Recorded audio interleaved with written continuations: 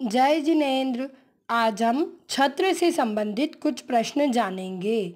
छत्र किसे कहते हैं? जो धूप और वर्षा से बचने के लिए सिर के ऊपर लगाए जाते हैं उन्हें छत्र कहते हैं।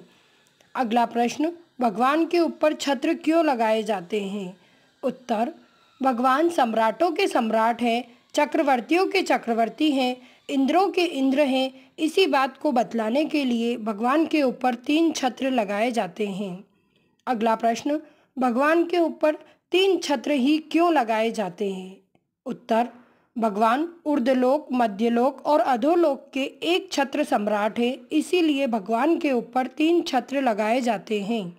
अगला प्रश्न, भगवान के ऊपर लगे हुए 3 छत्र किस बात के सूचक हैं? उत्तर, भगवान के ऊपर लगे हुए तीनों छत्र प्रभु की 3 लोकव्यापी प्रभुता और परमेश्वरता का सूचक है। अगला प्रश्न, भगवान तीनों लोक के सम्राट हैं, तो क्या उन्हें समोशरण में नारकी जीव भी आते हैं? उत्तर, भगवान के समोशरण में नारकी जीव नहीं आते। अगला प्रश्न, भगवान के समोशरण में यदि नारकी जीव नहीं आते तो फिर भगवान को अधोलोक के सम्राट कहने में विरोध क्यों है? उत्तर, भगवान के समोशरण में यद्यपि नारकी जीव नहीं आते, फिर भी अधोलोक की प्रथम भूमि के खर और पंख भाग में रहने वाले भवनवासी और व्यंतरवासी देव आते हैं। दूसरी बात, भगवान जब जन्म लेते हैं तो अधोलोक में भी एक क्षण के लिए शांति छा जाती है।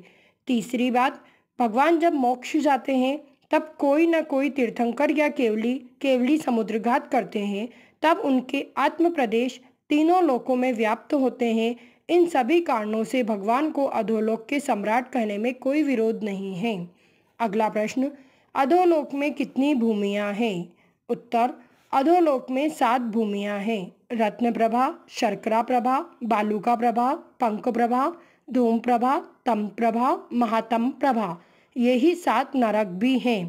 प्रथम नरक के 3 भाग हैं, खर भाग, पंख भाग और अबुल भाग। तीसरे भाग में नारकी जीव रहते हैं। धन्यवाद।